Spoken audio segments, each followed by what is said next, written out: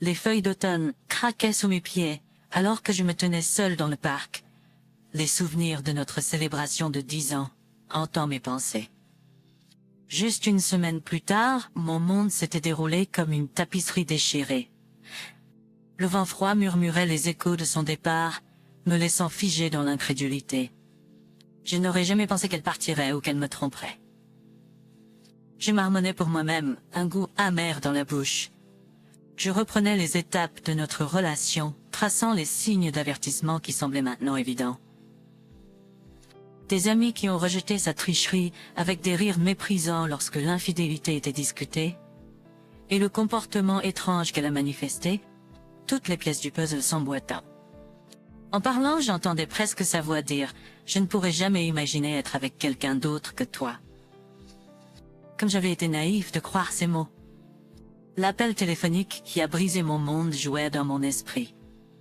La veille, elle avait appelé comme d'habitude tous les jours, mais ce jour-là, elle était restée silencieuse, me faisant douter de ma santé mentale, quand elle a finalement parlé, exigeant que je quitte la maison ce jour-là même. Mon cœur a coulé en me rappelant les mensonges sur le fait de vouloir des enfants pendant une décennie. Je lui faisais confiance, son amour pour moi, dis-je à haute voix, un nœud se formant dans ma gorge. Mais les signes partout. Les larmes me montèrent aux yeux alors que je racontais les jours d'incertitude, les appels à la police et les moments glaçants où elle a admis avoir trompé. J'ai découvert les drogues qu'elle a nié avoir dans son sac et les preuves grotesques dans un groupe de discussion que ne savait même pas exister. Et c'était le comportement le plus bizarre que j'ai jamais vu. J'ai avoué le poids de la trahison lourd dans mes mots. J'ai continué à raconter la douloureuse séparation.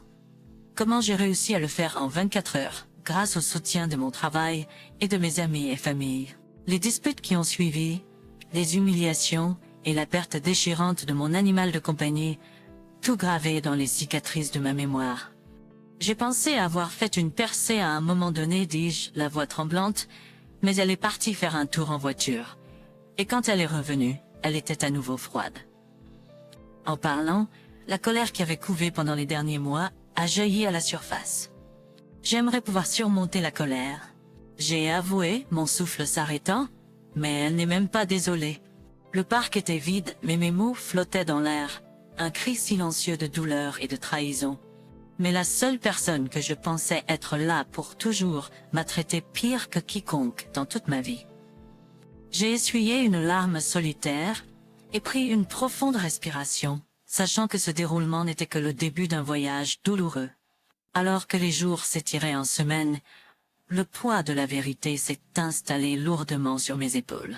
Le deuxième chapitre de mon histoire de déroulement a exploré les profondeurs du comportement troublé de ma femme. Les signes que j'avais volontairement ignorés, les luttes qui sont passées inaperçues jusqu'à ce qu'elles explosent en chaos. En regardant en arrière, il y avait des signes. J'ai avoué à un ami qui avait patiemment écouté mes malheurs. Nous étions assis dans un café faiblement éclairé, l'arôme du café fournissant un arrière-plan doux amer à notre conversation. Des signes? Mon ami a levé un sourcil, m'encourageant à partager le fardeau que je portais. J'ai pris une gorgée de mon café, me préparant pour le douloureux récit. Elle avait les signes d'une toxicomane. Elle n'a jamais travaillé pendant des années. L'amertume persistait sur ma langue alors que je décrivais sa descente dans un monde que je ne connaissais pas. Elle avait un trouble de la personnalité et je continuais, ma voix à peine au-dessus d'un chuchotement. Elle devait toujours avoir raison, ignorait les préoccupations des autres et était méprisante envers tout problème dans notre relation. Le café bourdonnait avec le bruit de fond des conversations calmes et le sifflement de la machine à expresso. Elle avait des gars et des couples qui lui envoyaient des messages sur le sexe et les rencontres. J'ai partagé, serrant mon poing autour de la tasse de café. Elle disait qu'ils l'ennuyaient et qu'ils étaient juste amicaux. J'aurais dû savoir mieux, mais on pense vraiment connaître quelqu'un après plus de 15 ans. Mon ami s'est penché en avant, une expression de préoccupation sur son visage. Ce n'est jamais facile de voir ce qui est juste devant vous quand les émotions sont impliquées, ont-ils offert d'un ton réconfortant. Une semaine après notre presque 10e anniversaire, elle est allée rendre visite à ses parents. J'ai continué mon regard fixé sur les tourbillons de mon café. Les signes d'avertissement étaient partout, mais je faisais confiance à son amour pour moi. Le poids de la trahison planait dans l'air, étouffant l'atmosphère autrefois confortable. Pourquoi penses-tu qu'elle l'a fait? La question de mon ami a percé le lourd silence.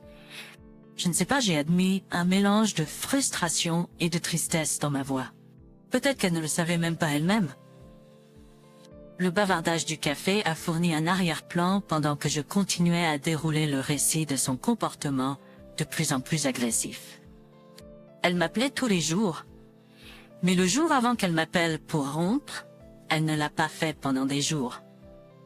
Je savais que quelque chose n'allait pas. La douleur dans ma voix résonnait avec les échos du passé. Quand elle a finalement appelé, c'était du gaslighting. Elle exigeait que je quitte la maison ce jour-là. Elle a menti à propos de vouloir des enfants pendant presque 10 ans. J'ai secoué la tête, essayant de dissiper l'incrédulité qui persistait encore. Les menaces ont continué après quelques jours et des appels à la police. J'ai ajouté, racontant les tumultes qui ont suivi notre séparation. Elle est finalement venue pour parler, et il a fallu un peu de persuasion, mais j'ai découvert qu'elle avait été infidèle. La porte du café a sonné quand quelqu'un est entré, un rappel que la vie en dehors de mon récit en train de s'effondrer continuait à avancer. J'ai pris une profonde respiration, me préparant à plonger dans les parties les plus douloureuses du récit. Les drogues, le groupe de discussion et les révélations grotesques qui ont marqué le début de mon voyage à travers la peine et la guérison. Le 3e chapitre s'est déroulé sur fond d'une vie en ruine. Mon monde, autrefois stable et prévisible, était brisé à mes pieds. C'était un moment de reckoning, alors que je luttais avec la perte profonde, non seulement d'une relation, mais de l'essence même de la vie que j'avais construite. J'avais des problèmes de santé. J'ai confessé à un ami proche qui m'a rendu visite chez mes parents. La pièce, autrefois un refuge, semblait imprégnée du poids de mes luttes. Elle a suggéré que c'était lié à la drogue, mais c'était pas le cas. C'est lié au stress et au traumatisme, j'ai expliqué. Mon ami était assis en face de moi, témoin silencieux du tribut que la séparation avait pris sur mon bien-être. Je n'arrive pas à croire que cela soit arrivé, j'ai marmonné, regardant dans le vide. Je l'aimais plus que je ne l'aurais cru possible. Ça va prendre du temps, mon ami m'a rassuré, tendant la main pour offrir un geste réconfortant. Tendant la main pour offrir un geste réconfortant à travers la table. Mais tu n'es pas seul dans cette épreuve. Nous sommes là pour toi. T'es chez tu. Le soutien de mes amis est une pour ça son père et les papes de la cause du constant de Riragon semblait insurmontable, semblait table. J'ai perdu mon animal de compagnie, que j'aimais plus que moi-même. J'ai admis, la voix tremblante, on dirait qu'une partie de moi est partie. Les animaux de compagnie font partie de la famille, mon ami a reconnu, comprenant la profondeur de mon chagrin. Il est normal de pleurer leur perte, et tu n'es pas seul. Nous sommes là pour t'aider à traverser cela. Le chapitre s'est déroulé comme une tapisserie de désespoir, chaque fil représentant un morceau de ma vie passée. Je suis de retour chez mes parents pour quelques mois, donc je ne suis pas seule, ai-je dit, le poids de l'aveu pesant lourdement dans l'air. Je n'aurais jamais imaginé être de nouveau ici. Alors que je racontais les défis, la pression financière de perdre mon logement et le fardeau émotionnel de tout reconstruire, j'ai trouvé du réconfort dans le soutien de mes amis. J'ai un super boulot et le soutien de mes amis, ai-je déclaré, un brin d'espoir brillant à travers les décombres. Tu as l'air bien mieux depuis la dernière fois que je t'ai vu, a observé un ami, offrant un sourire sincère. Sortir tous les jours, rejoindre la salle de sport, ça fait une différence. J'ai hoché la tête, reconnaissant les pas positifs que j'avais faits. On dirait que les gens sont juste gentils, ai-je admis, une pointe de scepticisme dans ma voix. Les gens se soucient de toi, a affirmé mon ami. Tu n'es pas défini par ce qui est arrivé. Tu définis ton propre chemin vers l'avant. Le titre a exploré la résilience qui a émergé face à l'adversité, les fragiles débuts de la reconstruction d'une vie à partir de zéro. Alors que je faisais des pas hésitants vers la guérison, l'amour et le soutien de ceux qui m'entouraient sont devenus l'échafaudage maintenant ensemble. Les fragments d'une vie éparpillée dans les séquelles d'un chagrin d'amour. Dans le 4e chapitre, le phénix de l'espoir a commencé à déployer ses ailes. Les restes fumants de ma vie passée ont commencé à céder la place à la promesse de quelque chose de nouveau. Alors que je naviguais à travers les défis, le soutien de mes amis et une nouvelle détermination m'ont propulsé vers l'avant. Au milieu des décombres, j'ai trouvé du soutien de mes amis. J'ai confié à mon meilleur ami alors que nous étions assis sur un banc dans un parc surplombant la ville. Cela a été une bouée de sauvetage m'aidant à traverser les jours les plus sombres. Mon ami, avec un sourire rassurant, a dit « Parfois, ce sont les personnes qui restent à nos côtés qui rendent le voyage supportable. » Le chapitre s'est déroulé avec un sentiment de but, alors que je prenais en charge mon bien-être. J'ai rejoint la scène de sport. J'ai partagé un sentiment d'accomplissement dans ma voix. Sortir tous les jours, que ce soit en voiture ou à pied, est devenu un rituel. C'est thérapeutique. Prendre le contrôle de sa santé est un pas puissant. Mon ami a remarqué un signe d'approbation soulignant ces mots. Ce n'est pas seulement une question de force physique. C'est aussi une façon de reprendre possession de son bien-être mental. Avec le rythme régulier de mes pas résonnant dans mes oreilles, le chapitre détaillait les progrès que j'ai faits vers la découverte de soi. J'ai un bon travail maintenant, ai-je dit, une étincelle de fierté dans les yeux. Cela a été une force stabilisatrice, me donnant les moyens financiers de reconstruire. Ta résilience est inspirante, a noté mon ami, son regard reflétant un sentiment partagé de triomphe sur l'adversité. Tu tournes une nouvelle page dans ta vie, et c'est remarquable de le voir. Témoin, le récit en cours explorait l'équilibre délicat entre le deuil et la croissance. J'ai parlé de mes efforts pour renouer avec des amis, pour reconstruire un cercle social qui avait été brisé. Mes amis ont été solidaires, ai-je mentionné, la gratitude colorant mes mots. Leur encouragement a été un pilier dans ce voyage. Au milieu de mes efforts de reconstruction, un compagnon de confiance a offert une perspective différente. Tu as l'air beaucoup mieux depuis que tu l'as quitté, a remarqué mon frère lors d'une conversation sincère. Ce n'est pas seulement physique. Il y a une lumière dont il manquait avant. J'ai ri, appréciant l'honnêteté. Cela ressemble à un nouveau départ et j'ai admis, je n'aurais jamais pensé dire ça. Mais quitter cette relation toxique a été la meilleure décision. Alors que le chapitre touchait à sa fin, le phénix s'envola plus haut, emblème de la force qui a émergé des cendres de mon ancien moi. Avec chaque jour qui passe, la promesse d'un nouveau départ devient plus tangible, et les cicatrices du passé commencent à s'estomper, laissant place à l'épanouissement d'un esprit résilient.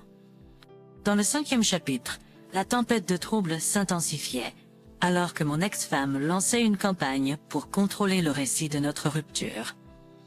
Ces actions, dénuées de remords, ont dévié vers le harcèlement, me laissant naviguer à travers une tempête de menaces légales et d'attaques personnelles. Je l'ai bloqué sur tout. Je l'ai admis à mon confident, un ami de confiance qui était devenu mon ancre à travers le tumulte.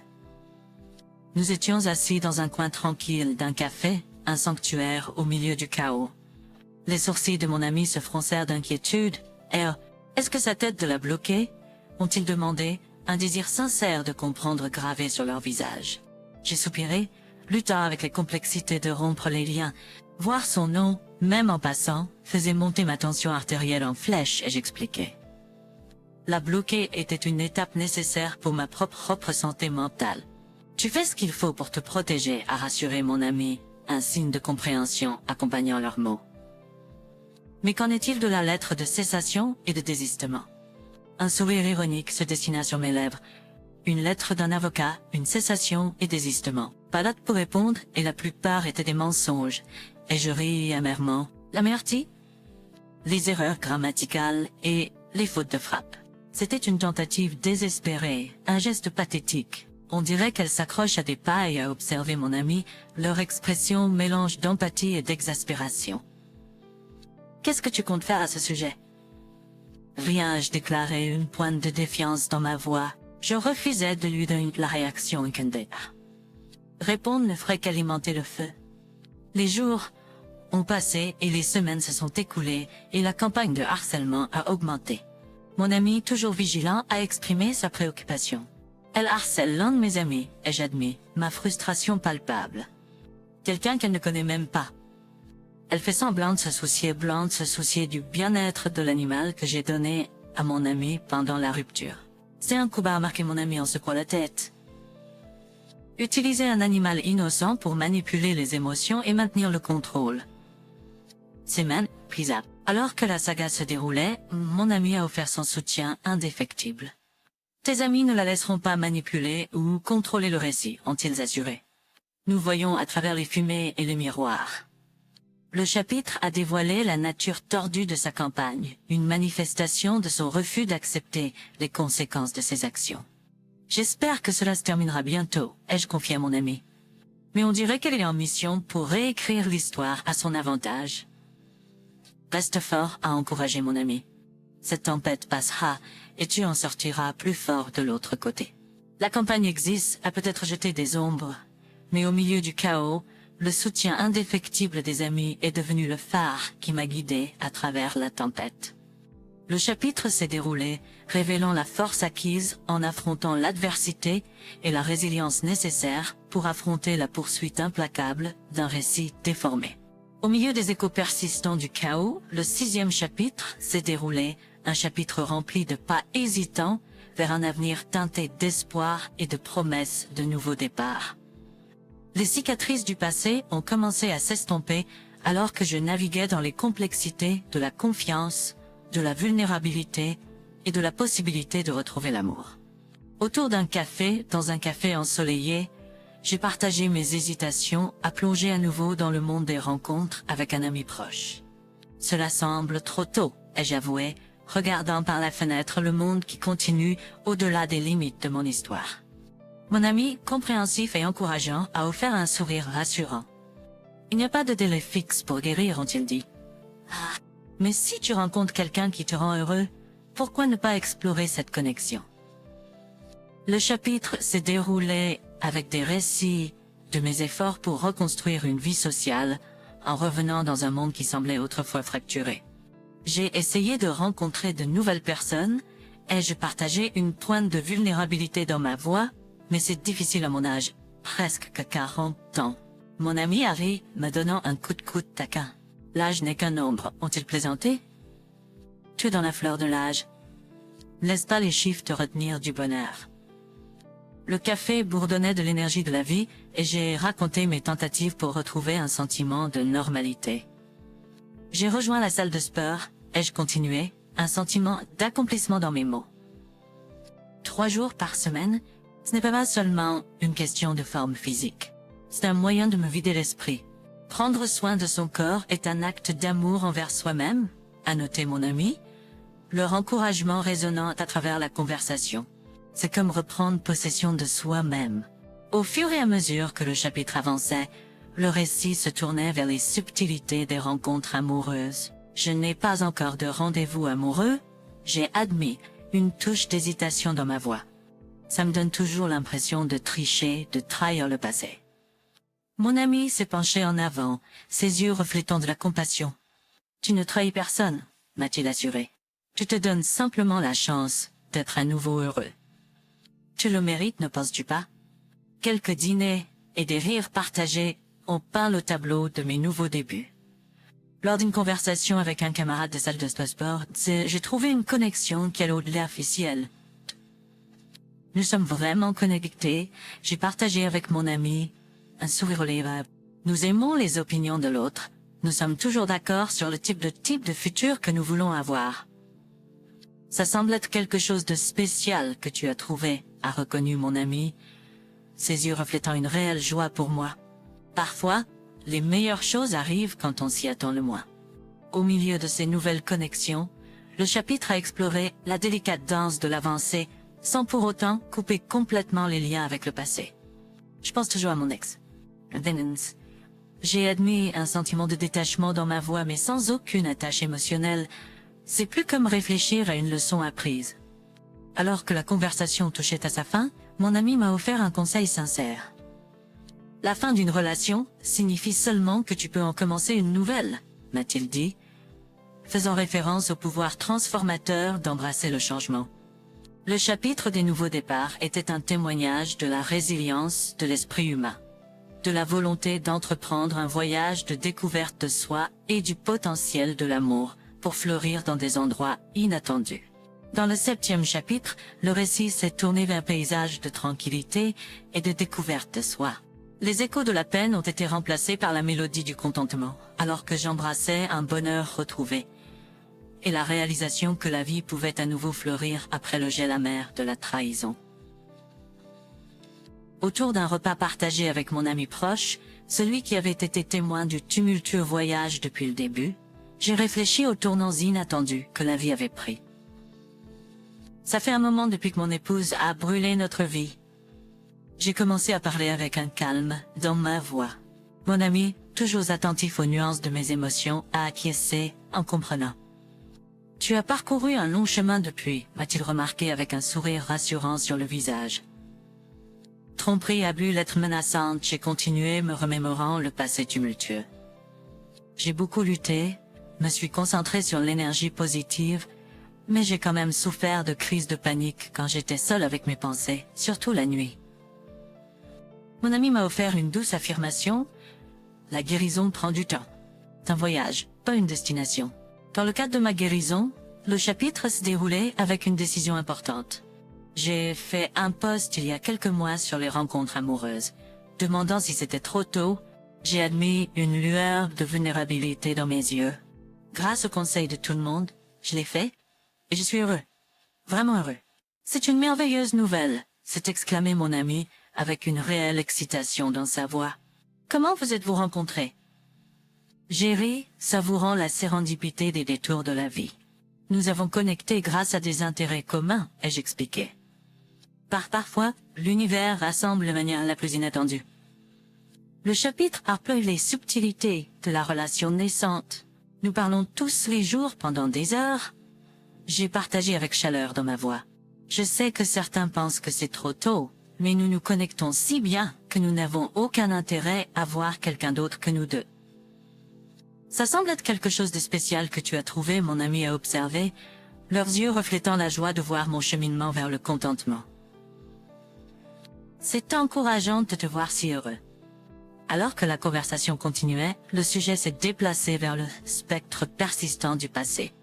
Je pense toujours à mon ex, j'ai admis avec une pointe de mélancolie dans mes mots, mais sans aucun attachement émotionnel, juste une prise de conscience du temps que j'ai gaspillé. Mon ami s'est penché en avant, leur expression empreinte d'empathique. Il est naturel de réfléchir au passé, mais ne laisse pas cela éclipser le bonheur que tu as trouvé maintenant. Le chapitre a atteint son apogée avec la déclaration d'une vie transformée. J'ai hâte de terminer cette année en tenant ma nouvelle petite amie dans mes bras, enfin, en ayant l'impression d'avoir un but. J'ai déclaré un sentiment d'accomplissement colorant ma voix. Mon ami a levé son verre, en un toast silencieux. Au nouveau départ et à la force d'embrasser le bonheur, ils ont proposé, scellant le chapitre du contentement trouvé avec la résonance de la joie partagée et la promesse d'un avenir plus radieux. Dans le dernier chapitre, le récit a pris une tonalité contemplative, un chapitre d'introspection, de résolution et une reconnaissance poignante du voyage transformateur qui a mené à l'instant présent. Assis en face d'un menteur qui avait été témoin de l'évolution de mon récit, j'ai partagé des réflexions sur les changements profonds qui ont défini l'année passée. Presque un an plus tard, et me voilà, satisfait avec mon premier enfant en route, j'ai commencé un sentiment d'émerveillement dans ma voix. Mon mentor, un phare de sagesse, a acquiescé. La vie a une façon remarquable de se surprendre, n'est-ce pas? Ils ont remarqué un sourire complice gravé sur leur visage. Elle avait discuté avec d'autres hommes et femmes. Elle continuait à raconter le passé tumultueux. Je l'ai découvert dans des salons de discussion. Elle a menti en disant qu'elle voulait des enfants, m'a mis à la porte, m'a forcé à donner mon animal de compagnie. Les luttes étaient insurmontables. Mon mentor a écouté attentivement, leurs yeux reflétant une compréhension des obstacles surmontés. Ta résilience à travers tout cela est remarquable, ils ont reconnu. Comment as-tu trouvé la force d'avancer? Avec un regard contemplatif, j'ai partagé mon chemin vers la guérison. Je me suis concentré sur l'énergie positive, j'ai traversé les épreuves et avec le temps j'ai trouvé un sentiment de paix. Le chapitre s'est déroulé avec la révélation d'une décision qui a marqué un tournant significatif. J'ai fait un post sur les rencontres, demandant si c'était trop tôt. J'ai avoué une pointe de vulnérabilité présente. Malgré l'incertitude, je l'ai fait et cela m'a mené à quelqu'un de spécial. Mon mentor s'est penché en avant, une curiosité dans leurs yeux. Parle-moi d'elle. Qu'est-ce qui la rend spéciale? Un sourire sincère a illuminé mes lèvres. Nous sommes vraiment connectés, j'ai expliqué. Nous aimons les opinions de l'autre. Nous sommes toujours d'accord sur le type de futur que nous voulons avoir. Ça semble juste. On dirait que tu as trouvé un partenaire qui complète ton parcours. Mon mentor a remarqué un sentiment de satisfaction dans leurs paroles. Alors que le chapitre explorait les complexités de naviguer dans une nouvelle relation, j'ai parlé de l'équilibre délicat entre le passé et le présent. Je pense toujours à mon ex. J'ai admis un ton réfléchi soulignant mes paroles, mais sans aucun attachement émotionnel. C'est plus comme reconnaître les leçons apprises. Reconnaître le passé est une partie cruciale de la croissance, a affirmé mon mentor. C'est un témoignage de la profondeur de ta découverte de soi. Le chapitre a atteint son apogée avec une déclaration de contentement et de résolution. J'ai hâte de terminer cette année en tenant ma nouvelle petite amie dans mes bras, enfin en ayant l'impression d'avoir un but.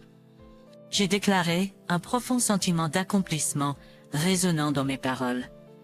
Mon mentor a levé un toast imaginaire à la résilience de l'esprit humain et à la poursuite inébranlable du bonheur. Ils ont proposé de conclure le dernier chapitre avec un sentiment de gratitude, de croissance et la promesse d'un avenir embrassé avec une nouvelle force et un contentement. Merci d'avoir écouté l'histoire jusqu'au bout et si vous l'avez appréciée, montrez votre soutien en aimant et en vous abonnant à notre chaîne. Partagez vos pensées sur l'histoire d'Anaïs Todd.